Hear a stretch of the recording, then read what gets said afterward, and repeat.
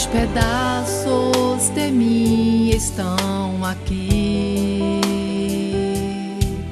as feridas que machucam estão aqui,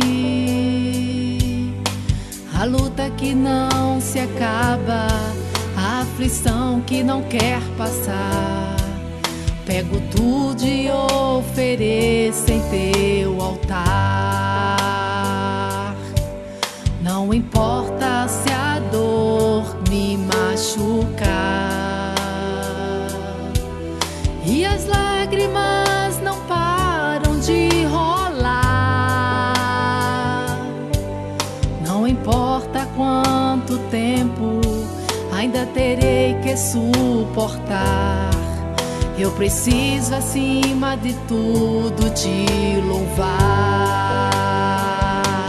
Só tu és digno, só tu és digno. Não importa como estarei, te louvarei como os querubins, como o mar e tudo que nele há. Vou te louvar, preciso te adorar. Decidir assim viver, pois dentro de mim pude entender a melhor coisa que alguém pode possuir é a sua preciosa presença junto a si.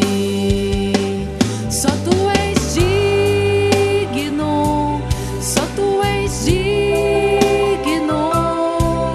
Não importa como estarei, te louvarei como os querubins, como o mar e tudo que nele há.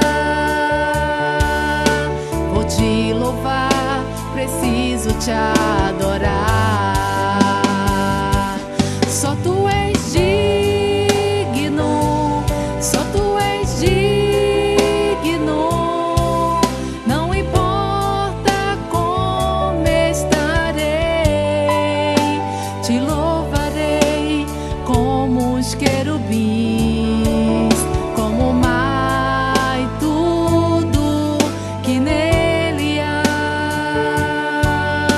Vou te louvar, preciso te adorar, te adorar.